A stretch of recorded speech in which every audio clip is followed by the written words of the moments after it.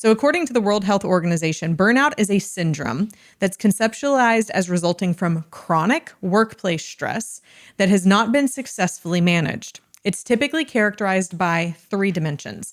The first one is feelings of energy depletion or exhaustion. The second one is increased mental distance from one's job, feelings of negativity or criticism related to one's job. And the third symptom is reduced professional efficacy. So you just aren't being as effective as you used to be in the role that you have. Those are the 3 symptoms. And while it specifically says in that definition that it's a workplace related type of stress, I believe that it could be related to academia and even like super high level volunteer positions. Oh, 100%. 100%. Absolutely.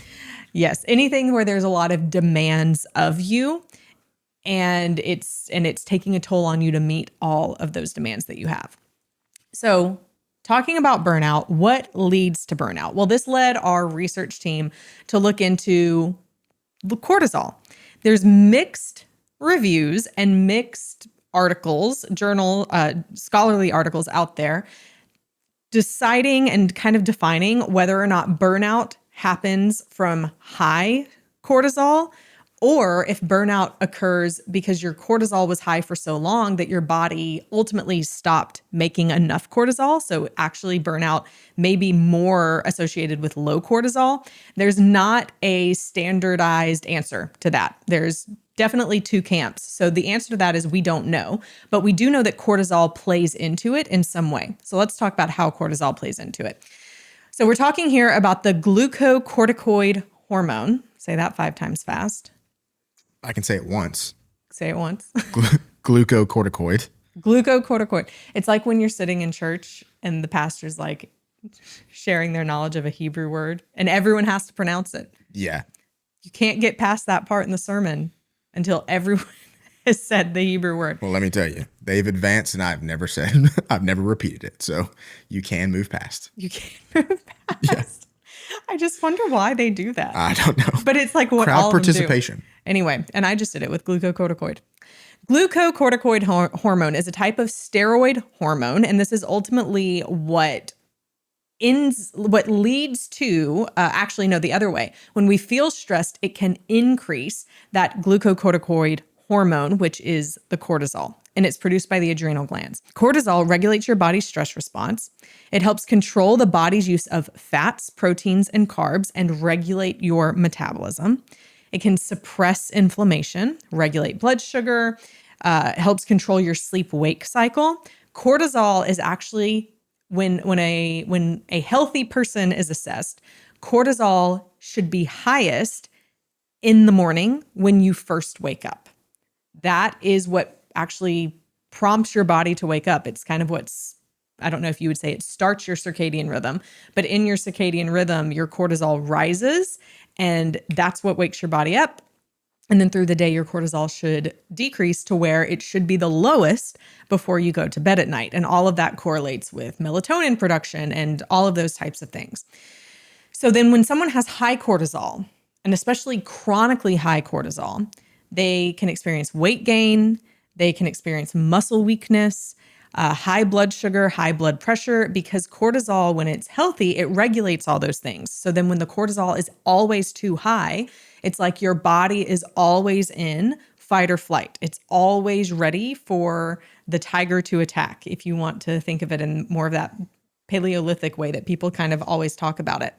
And so your body's not regulating itself as well, and it takes a toll on your body. But then there's also symptoms of low cortisol, such as fatigue, unintentional weight loss, a poor appetite, and even low blood sugar. So your body's actually not producing enough cortisol. We can kind of think of cortisol like motivation. They're not the same, but I'm using this as an analogy. When we're motivated to do something, then we actually have like a hyper focus. We're more likely to get things done. We have this like a motor always kind of running beneath us that's keeping us going and keeping us moving toward what we need to do. So we can kind of think of cortisol like motivation. But when your motivation is too high and you're too ramped up, then you're doing way too much all at once. You're in a frenzy, you're not focused on the right things, and you can end up getting burnt out that way. You can also think about this like in athletics. If an athlete is training, but they're overtraining, like they're too motivated, they have too much energy that they're putting into training on a day-to-day basis, then ultimately they're going to end up burning out. They're going to end up plateauing to where they can't actually even lift to the same amount that they're used to lifting or run to the same speed that they're used to running because their body is on overdrive. But then the opposite is true. If someone's motivation is too low, then they tend to be fatigued. They tend to not do the things that they need to do. And cortisol is the same here. And of course, in training, again, thinking of athletes as a second analogy, it can be the same. If an athlete isn't doing enough to keep their body moving and keep training toward the event that they need to train at, then they aren't going to be able to compete at it at the level that they need to. So cortisol is really important in our body, and cortisol is not bad, but too much or too little of it is bad. So then how is cortisol connected to burnout? Well, like we said before, there's some studies that say that burnout tends to be linked to lower cortisol levels.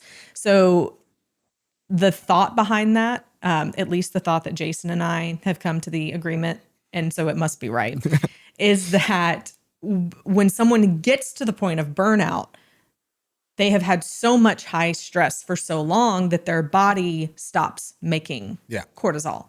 And there's a word for that. Yes, which is hypocortisolism. Hypocortisolism, which is an actual medical term that defines something that happens in the body to where your body's basically trying to protect itself from having so much cortisol all the time. It's already affecting your immune system and all of that, that your body just stops making it because you have too much of it in your system.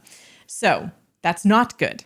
But that could be what leads to burnout in some people. But then in other people, their body may not get to the point of stopping making cortisol. It may just continue to produce that cortisol in overdrive, and that leads to burnout as well. But both of them happen for the same reason. It's because your body is done and it needs a break. And your body probably gave you a lot of indications of that before you got to burnout, and you probably didn't listen. Ask me how I know. I was literally about to say, did that happen to you? Did that happen to me? Yeah. Yeah, for sure. And I think I'm more aware of it now that I've come back from being off for 4 months. The conversation that Jason and I were having before starting this. So this is my first week back in the office as of filming this, and I'm filming this on a Friday. And my first day, I had 6 hours of meetings. My second day back, I had 8 hours of meetings. Honestly, I don't remember my third day. Just a blur. It's all a blur. Like yesterday, and so it was just too much. Like I ultimately ended up coming back in like full speed ahead, the things that got me to the burnout state. So even coming in here this morning, I was like, no more recordings on Friday. Recordings on Fridays. I already feel burnt out after 1 week. Not really, but I'm feeling drained. And that's the feeling. It was a feeling during my sabbatical. And I know the feeling within my body. And it's this feeling of like pressure and expectation within my chest that at the same time, I begin to feel really tired when I think about it. Like that's the feeling in my body that I have to be aware of that was leading to burnout. But instead of listening to that, I just kept pushing through and kept pushing through for 12 years. And that got me to where I was. If you enjoyed this clip from It Starts With Attraction, then click here to watch the full episode.